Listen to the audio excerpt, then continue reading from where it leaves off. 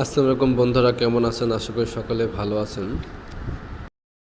আমি আজ আপনাদের মাঝে একটি টপিকস নিয়ে এসেছি, সেটা হচ্ছে টেস্টোস্টেরন হরমোন বা মেল সেক্স হরমোন। এটি কি? টেস্টোস্টেরন হরমোন এটি হচ্ছে একটি মেল সেক্স হরমোন, যা একজন পুরুষের জন্য খুবই গুরুত্বপূর্ণ একটি অংশ হিসেবে তার দৈনন্দিন জীবনে কাজ করে থাকে।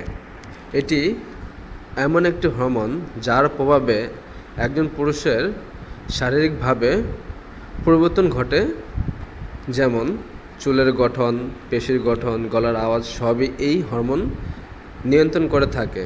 টেস্টোস্টেরন হরমোন এমন একটি হরমোন যা একজন পুরুষের শারীরিক এবং মানসিকভাবে সবসময় ঠিক রাখে।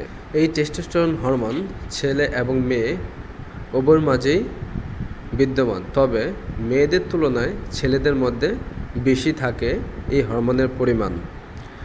এই টেস্টোস্টেরন হরমোন এটি একটি মেল সেক্স হরমোন যা তার জীবনে প্রতিটা মুহূর্ত গুরুত্বপূর্ণ ভূমিকা হিসেবে পালন করে থাকে, যেটার জন্য দাম্পত্য জীবনে কোনো কোলাহল তৈরি হয় না। স্বামী স্ত্রীর মাঝে শারীরিক সুখ বজায় রাখতে এই টেস্টোস্টেরন হরমোন খুবই প্রয়োজন ছেলেদের জন্য। এই টেস্টোস্টেরন হরমোন তৈরি হয় অ্যাড্রিনাল গ্ল্যান্ড আর টেস্টিকেল থেকে।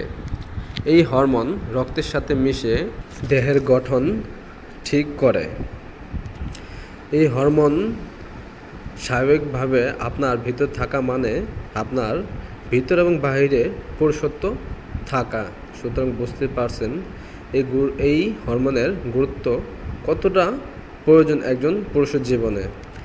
এই হরমোন যখন কমে যায় তখন একজন পুরুষ বিভিন্ন সমস্যায় অন্তর্ভুক্ত হয়ে থাকে। বিশেষ করে সে এটা দেখে বুঝতে পারে তার যখন সেক্সের প্রতি অনীহা থাকে বা কোনো কিছু করতে তার ভালো লাগে না, মন্দ মন্দ লাগে, তখন সে বুঝতে পারে তার সেক্স হরমোন কমে যাচ্ছে বা টেস্টোস্টেরন হরমোন কমে যাচ্ছে।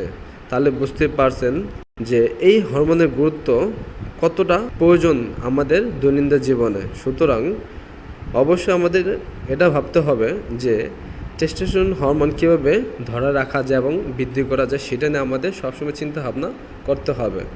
ভালো থাকবেন বন্ধুরা। পরবর্তীতে ভিডিওতে এই বিষয় নিয়ে আরও নতুন নতুন ভিডিও আমরা তৈরি করব। ধন্যবাদ, ভালো থাকবেন।